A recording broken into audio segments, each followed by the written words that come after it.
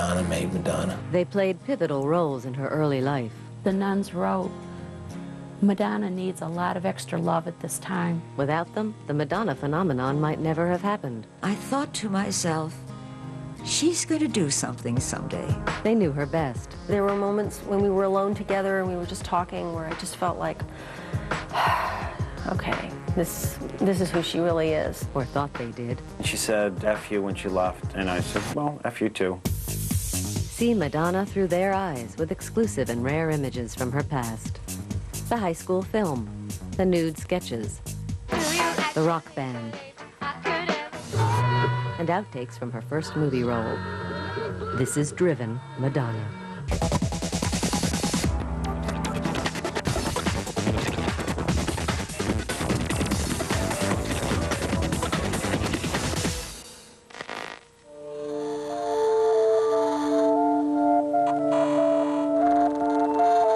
Madonna was born right here in Michigan, born in Bay City, and the family within a few years moved to Pontiac, Michigan, and ultimately to Rochester, where she went through our public schools.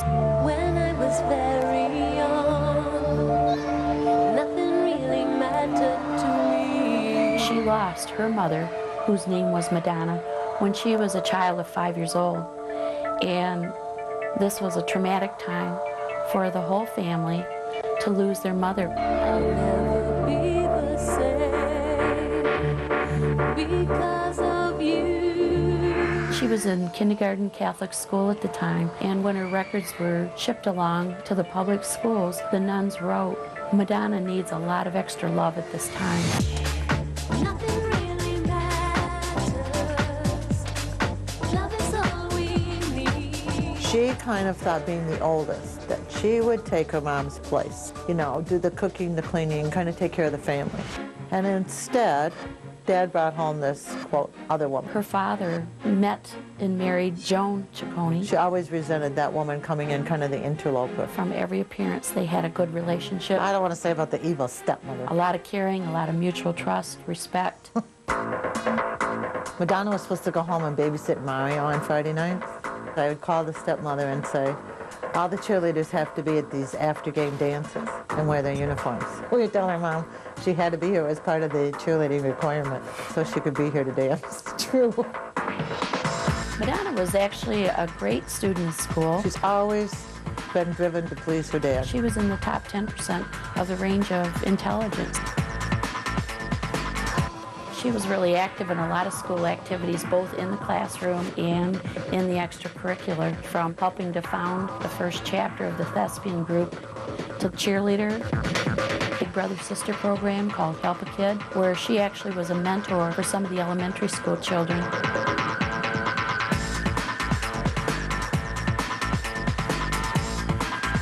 She was able to get along with all kinds of kids, from the very serious student to the most artistic. She blended in. Most of the time, like every other kid, she wanted to blend.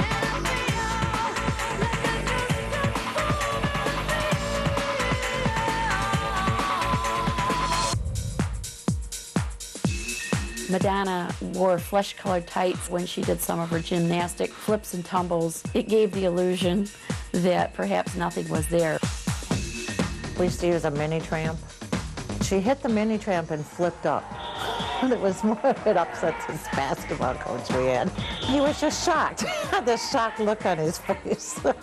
He would watch our cheers more than coach's team at the time. Madonna came into my class as a junior, and she sat right in front of me, and I focused completely on her, and she engaged me, and then later that engagement intensified.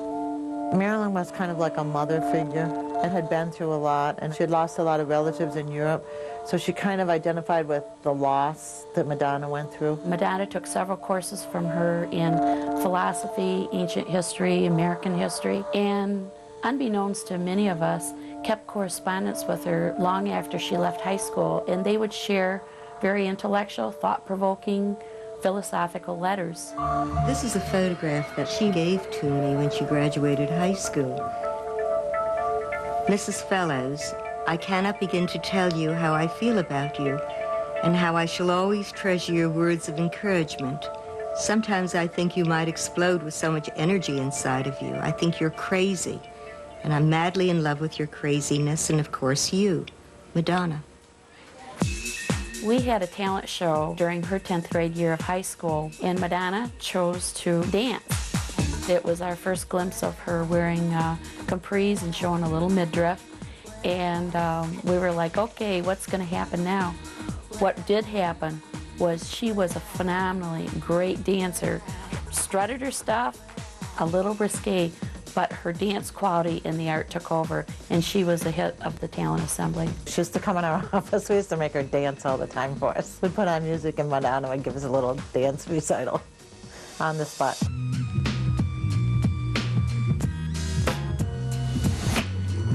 I had to make a film for film class. I just referred to it as the egg film. I think I just said, do you want to be in a movie? And she said, sure. She didn't have a problem with it whatsoever. She just went ahead and did it, and did a great job. It's not really about anything. It's pretty clear that even at that age, she was willing to do quite a bit in front of the camera, including eat a raw egg. She was babysitting at somebody's house. And so the film is actually made on the redwood deck, off of the room while the baby was asleep.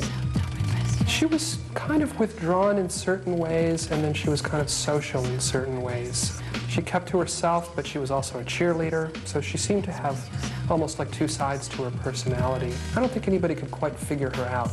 She was a little bit of an enigma, and to me that made her all the more interesting. Express yourself. We used to drive around in my '73 Capri, listening to my 8-track deck, singing The Rise and Fall of Ziggy Stardust and the Spiders from Mars, which was her favorite album and my favorite album at that time. I remember loaning her Lady Chatterley's Lover, which, as I recall, she liked quite a bit. Maybe a sign of things to come.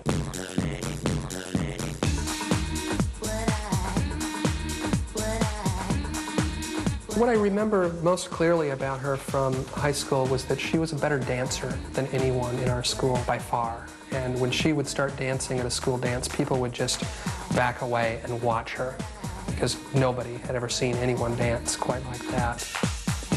The thing I believe that set Madonna apart from many of the other talented kids in school is that she worked longer and harder at her dance. She was the student who got in a car, drove 25 miles to Detroit, while other kids were maybe out goofing around. She was doing dance and practicing endless hours. I always thought she'd be a big dancer on Broadway with a major show.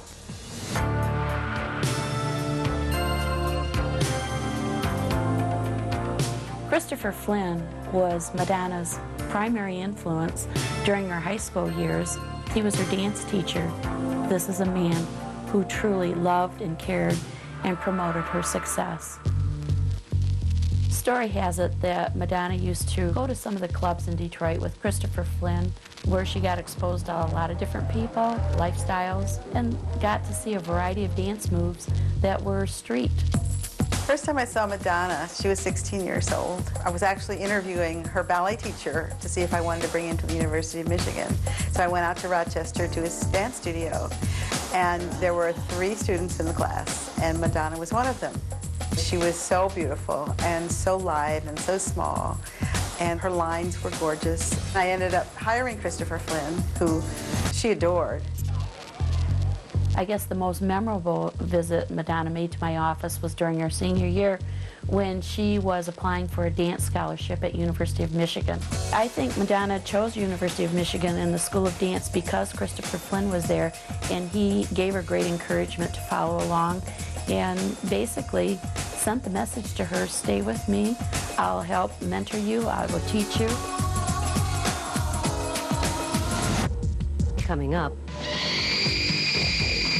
the film that Madonna didn't want people to see. Unique image since the day she was born.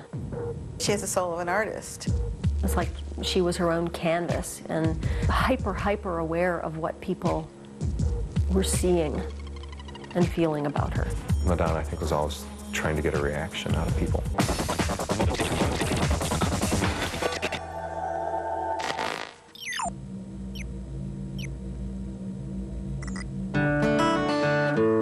I came to the University of Michigan from a school in New York. I knew a couple of people, and we got an apartment together. It was a couple of guys and me, but I needed someone to share my room. And someone said, oh, there's a girl in the department who is looking for a roommate too. I remember the first time that she came over, she was a little intimidating to me. She had a shirt on that was all cut up, like she had taken scissors and cut it up on purpose. She sat on the couch opposite me and kind of just took over the room. The two guys were like, just like staring, which of course I didn't like at all. We lived in a sort of modern high-rise apartment building called University Towers. She was fun to live with. Once we got to know each other, she could be so sweet and very affectionate, a lot of teasing, a lot of double entendre, a lot of a sense of being allies. She needed an ally. In the ground floor was Miller's Ice Cream Parlor, and we both got jobs there at the same time. And I remember the woman who hired us was this big woman named Barb, and she was really tough. In the interview, she said, you girls have to wear bras. And so we had this big discussion when we got back up to the room about, okay, are you gonna wear a bra? I mean, I'm not gonna have her tell me whether I'm gonna wear a bra or not and that sort of thing. She could make anything look good, like an old man's shirt that I didn't want anymore, and she would like raid it out of my closet and she'd put it on, and I'd look at it and I go, wait a minute, that looks really good. Why did I throw that out? And then of course she'd keep it. Hello, Junior. This is Madonna.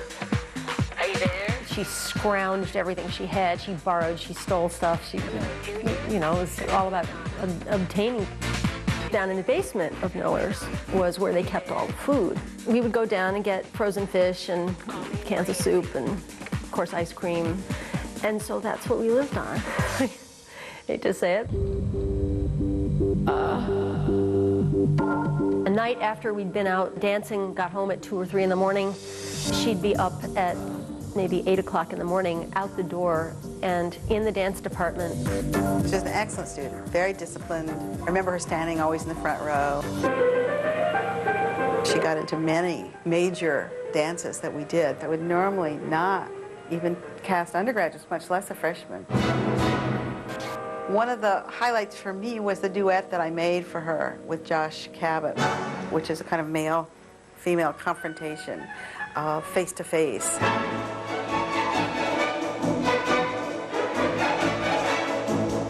It was sexual. She has to roll on him and be on her hands and confront him. She really, I think, uses all of her power that she had then to do it. She was very, very small. I bet she weighed less than 100 pounds. And so she didn't have a lot of power and strength. There's a softness and actually a vulnerability that's really beautiful that comes out. There's no question in my mind that she would have been a professional dancer if she wanted to have gone that route. I remember going dancing with her and Christopher Flynn. But now this is not something that I did. The Rubaiyat was the gay bar in town. It was the best place to go dancing. It was the only place to go dancing. That she could go discoing with her teachers as a freshman was kind of a big deal. I mean, freshmen didn't go out dancing with their teachers. The mission was, as you got to the dance floor, to clear the place out so that we would be in the center of the room and everybody else would just like cut us a lot of space. One time we were dancing together and we were both really into it and having a great time, and she slugged me.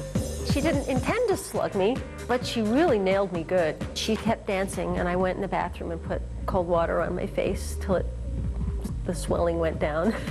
And then I went back onto the dance floor and she seemed really impervious to that.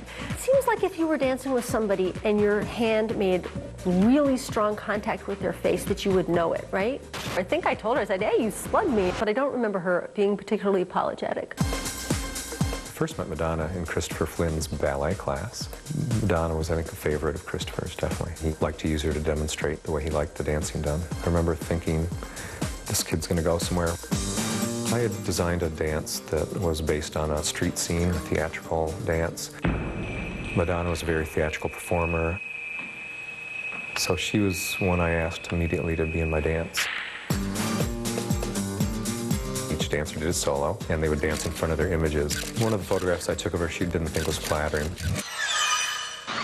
It was a shot where she's sort of bending over and looking between her legs. It sort of showed how Madonna would try something just to be outrageous. It just was sort of her MO all the time.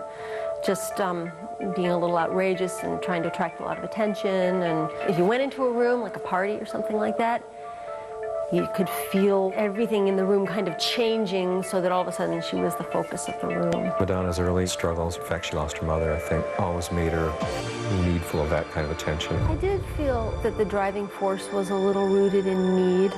She talked about her mom and how much she missed her. And when my mother would call me on the phone and we'd be talking, I would look up and I'd see her standing there sort of listening to us. She was sad. Give me comfort in your arms. There were moments when we were alone together and we were just talking where I just felt like, okay, this is who she really is. You know, this is an unguarded moment. We collided in this interesting way because she appeared to want to be my friend and made great protestations of affection and love for me and so on and so forth. And so just simply a friend, you know, a girlfriend love. There was never anything sexual between us. Though there was a lot of physical affection and hugs and kisses and so on, but in a Victorian way. Whether that was genuine or not, who knows, you know? I did feel that for all our closeness, that I wouldn't put it past her to walk out the door, go hang out with somebody else and, you know, say something about me.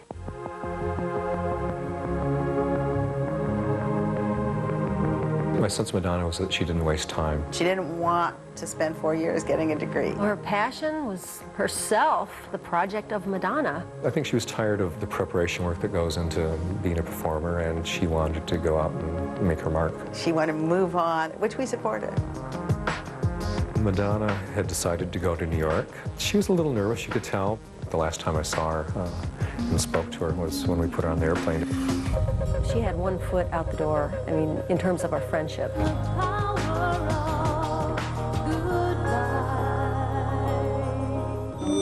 Coming up, Don't look back. Don't think about what you're doing. the film role inspired by Madonna's real-life struggle for success. I'll do anything for money, because money is my love. Madonna clearly wanted attention at all times. She had to be noticed, and she made it her business to be noticed all over the world. I don't know that she wanted to be a star as much as she wanted to be a success.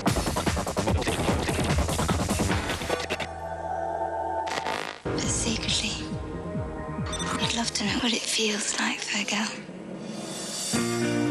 I first encountered Madonna at the University of Michigan at a scholarship audition for the American Dance Festival. We had about 80 dancers, and I saw among the 80 this very thin, dark little girl pushing herself around, working very hard, and I thought, that's interesting, let's take her. Toward the end of the course, she said to me, do you think you're going to need any dancers in New York? I said, Madonna, you've got to go home to Michigan first. And how are you going to get to New York? And how are you going to live there? She said, don't worry. She was young, and she was determined to do it right and well. November rolled around, and I was teaching a class, and the door opened, and there was Madonna. She had come. One day she came in with a sweater cut from the neck all the way down to below the waist. Cut. And a safety pin about a foot long holding this garment together, but it was dripping off of one shoulder. And I looked at her back, and I thought to myself, she's going to do something someday. She came with, I believe, 1 or 2 other people from Michigan. They found a closed-up synagogue where they were living, and I was worried about her. I got her a job at the Russian tea room in the cloakroom. The arrangement was that they would feed her because I was really worried about how she was going to eat in New York. I had a small group of artists that met in my studio on 29th Street on Thursday evenings. So Madonna came, posed for me for a couple of times there, and from that we worked for about a year together. She was a Lower East Side girl, and her look was that. I was inspired by Michelangelo's Sistine Ceiling. I did a whole series of body drawings. From that, I worked on this idea of doing a series of Sibyls. Strike a pose.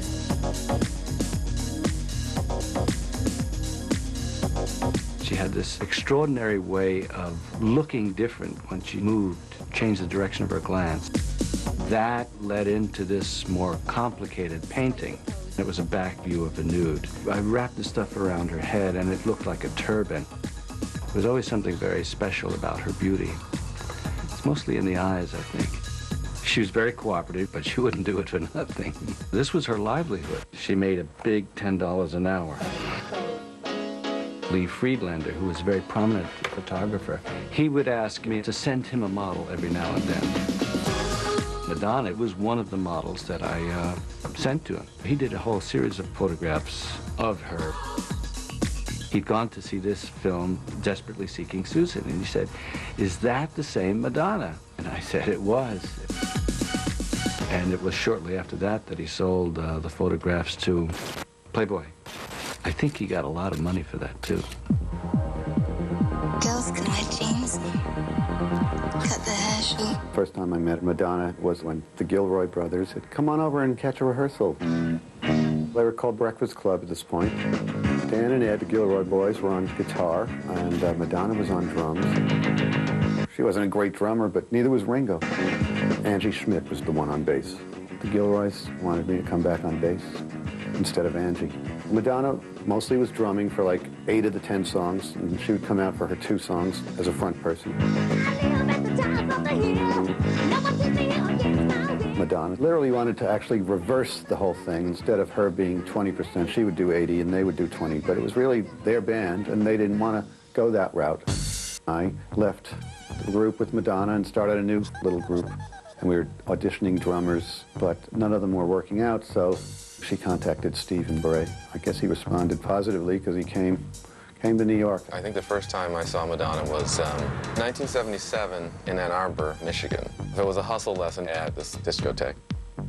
She likes to say that she offered to buy me a drink, but it was the other way around. It was kind of just a social friendship. After she'd moved to New York, I found out that she wasn't studying dance anymore. She was in a band. She came to me one day and she said, "You know, this dancing is difficult. I think I'd like to be a rock singer." She said, "A friend of mine is writing some songs and we're going to audition them. There's an agent here from Paris." And she left and I thought, sure, okay, fine.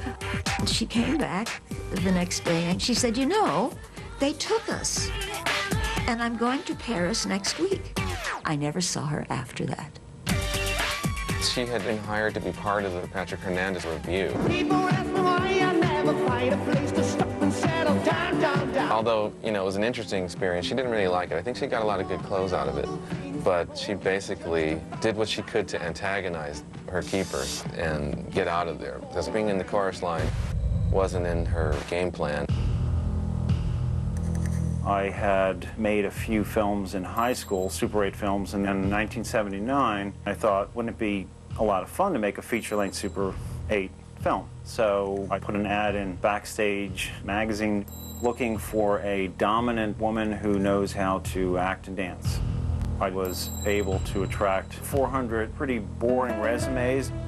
There was a photograph that actually dropped out of this envelope. She was putting lipstick on. I looked at it and thought that my fantasies were being realized. And I read her resume. It was a 3-page handwritten letter.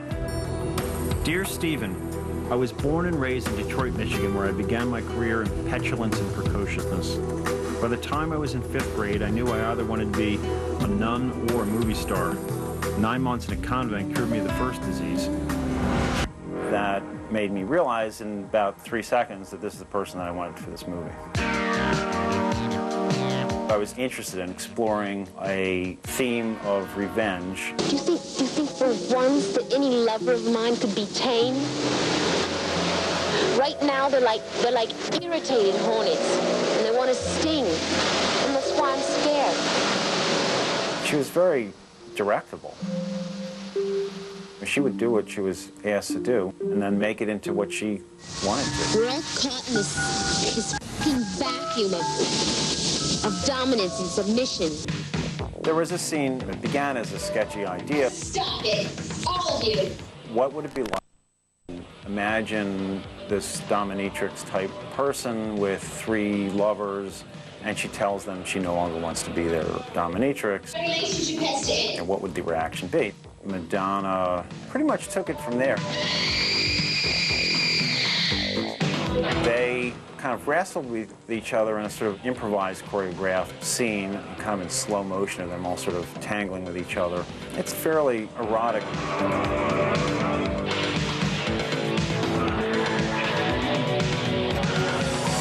There were moments when things would happen in front of a camera that were just remarkable.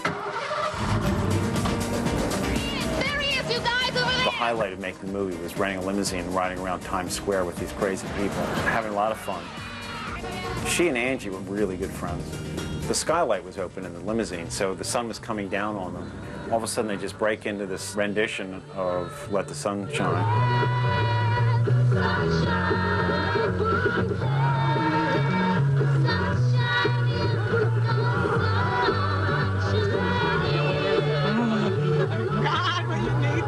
It's quite fetching, actually, but of course, it had no place in the movie. She had to pay her rent one month, and she said she wanted to get paid. There must have been 200 people that were involved in this movie, and the only person that was paid was Madonna. I said, all right, Madonna, if I pay you $100, you need to sign a release. At that time, I hadn't had people sign releases. Again, you have to understand the level of professionalism here. So she signed the release. I finished the movie in 1984. Coincidental with that finishing, Madonna was starting to become famous. I called Madonna up and I said, well, Madonna, I finally finished the film. She came over to my apartment and I enjoyed watching the movie. She was positive. She liked it. But then she said, F you when she left. And I said, well, F you too. In 1985, Madonna sued me to stop the movie, and I had her sign release, which was a critical piece of paper, and the best $100 that I ever paid. Coming up, I'm doing what I want to do, all right, and I know you're going to like it.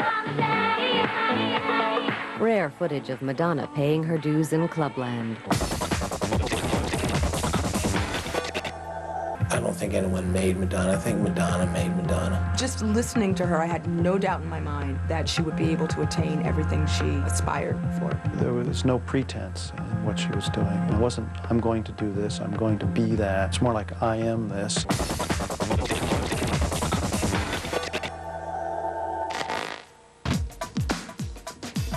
I called Madonna to say, hey, I'm coming to New York. She had this band. She said, well, I need a drummer, I've got a set full of tunes, and I actually have gigs. Now, I don't think she really did have the gigs at the time. We hooked up on the corner of 38th Street and 8th Avenue. There's this building converted to rehearsal studios. Madonna had secured a lock, and we went up, and she played me the songs that they had, and we just kind of jammed the first day. I was excited to find that she had written some solid songs.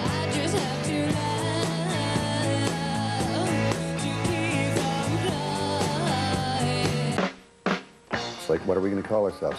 Let's just call ourselves Madonna. It's a catchy name. It's kind of rock and roll. But Steve hated that. No, I'm not going to play in a group called Madonna. And she said, well, if we can't call it Madonna, my nickname used to be Emmy, so we'll call it Emmy.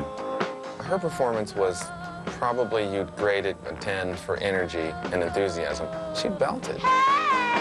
She screamed. Shut the f*** up! The differences between the stage persona and who she was off stage, at least around me, was just, there was more vulnerability.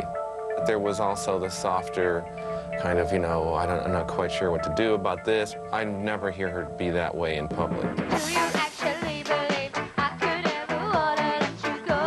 The magnetism theory of rock and roll is that, you know, get really good and find a record label A&R person that would say, oh, you guys are the cat's meow, and we kind of sucked.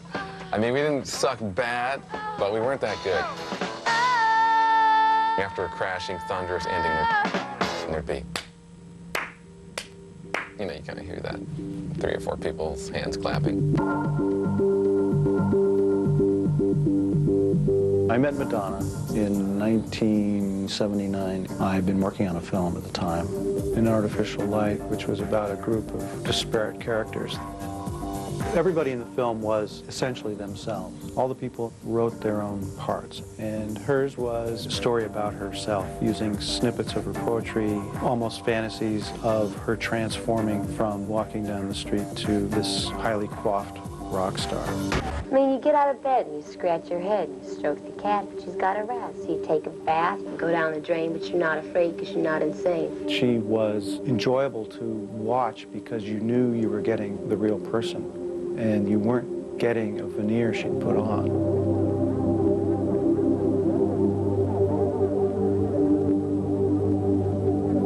She had a fairly sober childhood, and at this point she's willing to do what she had to do. She came up with the line, "I'll do anything for money." I'll do anything for money, because money is my love. Which was sort of the drift of the whole film, in the sense of having to get things done to get to another place. Don't look back. Don't think about what you're doing. Just mix it up.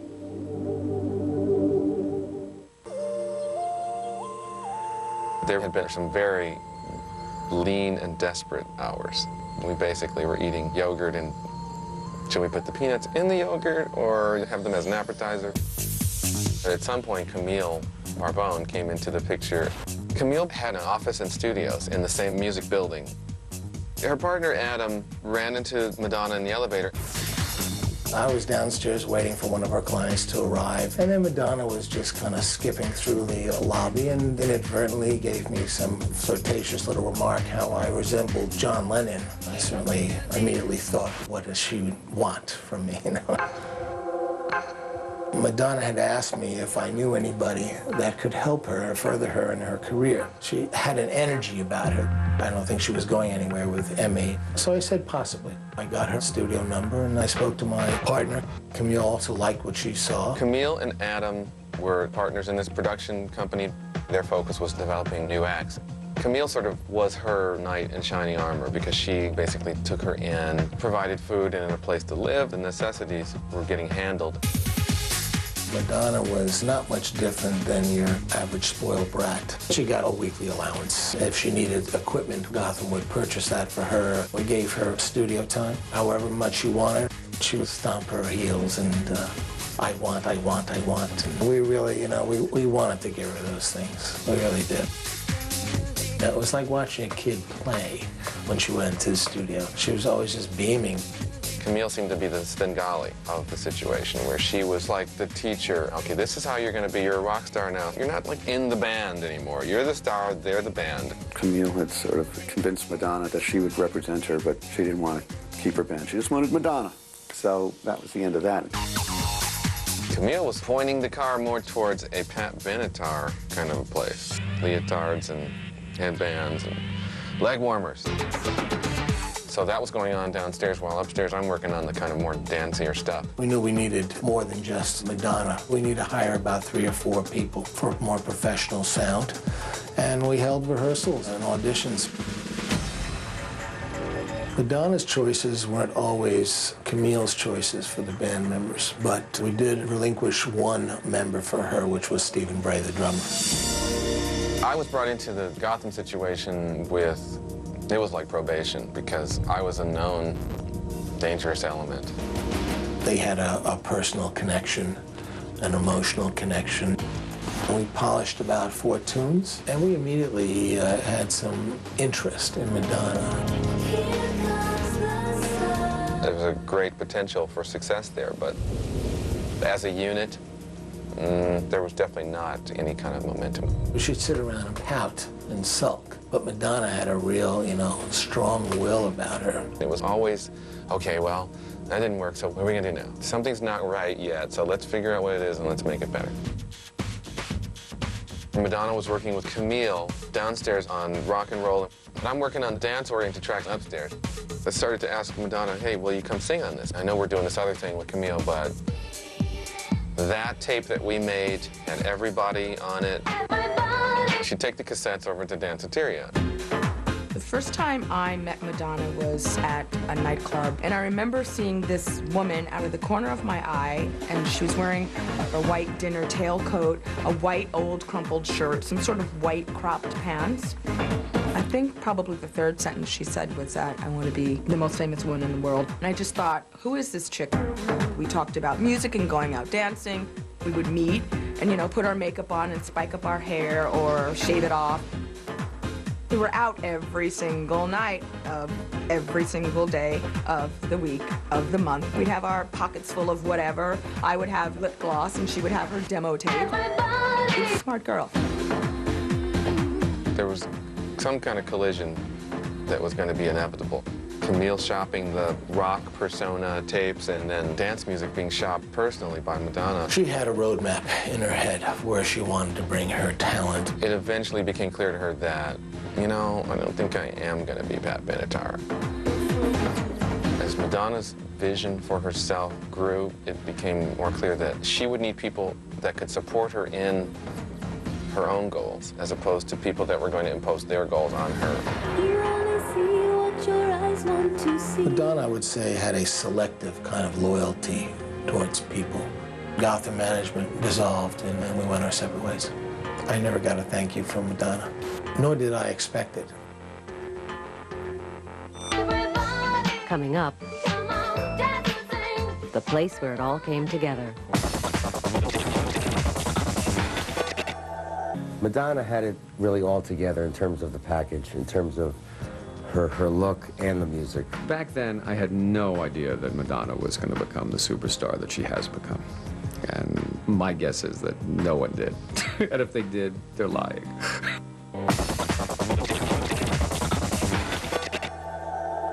Hey, Mr. DJ.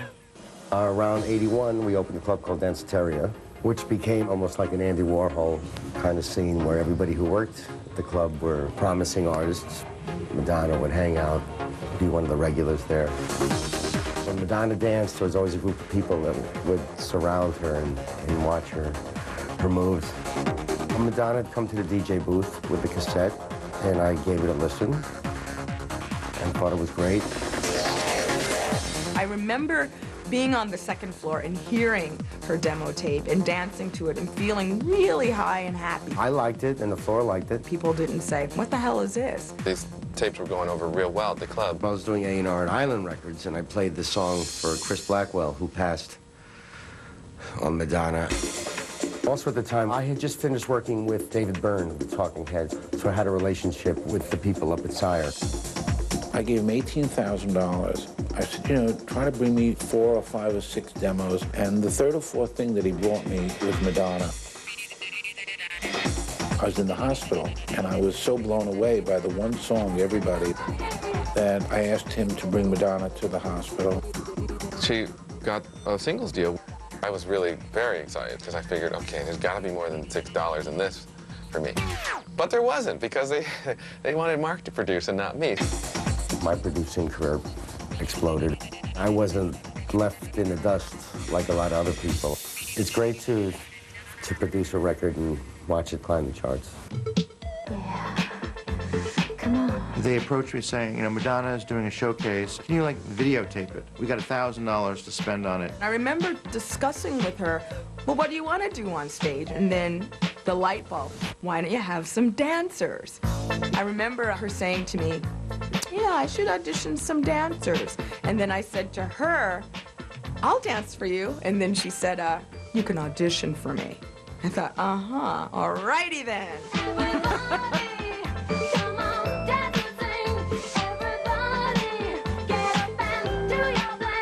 Up until then, Madonna was never shown. Photographs are not released. People thought she was a black singer. I didn't know who Madonna was, other than she was this girl who was singing in some clubs downtown and had a little heat going for her. Hi, Madonna. I'm from Detroit, and I'm 21. I sing my well, I have 24-track songs that I sing live to, so the music sounds a lot like the record. This song that's like out on the radio right now, it's called Everybody, and it's about getting people to dance and lose their inhibitions. So I like taunt my dancers and get them to get up and do different things on their own. The look was very unique, so we were quite excited, and then she read. Look, Danny, you play games and I play games. We're both just too good at it. You didn't expect anything real to happen between us, did you? The role that Madonna came in for was to be a love interest girlfriend for the character of Danny. And she was supposed to be a nice, plain, simple, virginal girl next door. So where were you last night? You're supposed to meet me at 7 o'clock. I waited 45 minutes in the library. You did? Man, see what I mean? You asked me out to see how long I'd wait for you and you wouldn't show up. The reading was very stiff, and it just sounded phony.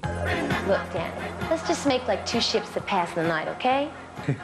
I don't think we have any regrets that we didn't choose her for this role. I think the regret comes that we didn't have the foresight to change the role and then hire her. But, hey, next. She just really knew that if she wants to get known, we have to get out there and perform. We'd go on these long road trips and do these track dates or television shows. See, we were used to dancing in New York. Once you leave the vortex of New York City, the world kind of is a different place. Here's Madonna and Everybody. Madonna needs an audience, and that was evident. Gonna have to change your mind, gonna leave your troubles behind. Your body gets an ocean when your feet can make no motion. Madonna was trying to do fashion, and we were trying to sing and trying to dance and trying to do art. She really wanted to be a solo artist. She really wanted her audience to see who she was. I'm doing what I want to do, all right? And I know you're going to like it. All right, we're going to take a holiday.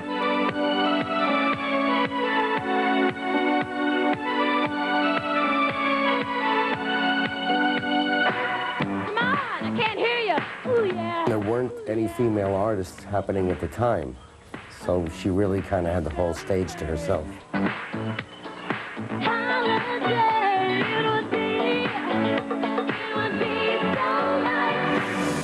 I knew after Holiday that Donna was ready to rule the planet. She wouldn't have become a star if she didn't always want to become a star. If she hadn't been a beautiful woman, this probably wouldn't have happened. The person that I knew in 1977 now has control of the planet. Maybe she'll write a book and tell us the secret to her success. And then do a movie. All this wonderful talent, all she was really searching for the whole time was recognition and love, just like we all are.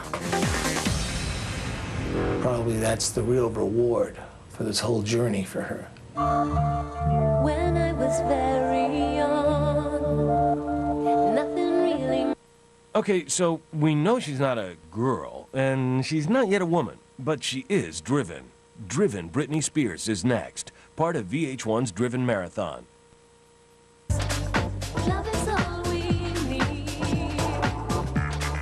Everything I give you all comes back to me. Log on to VH1.com for everything Madonna. Check out rare photos and documents in the Madonna scrapbook and see her performance in the rarely seen egg film.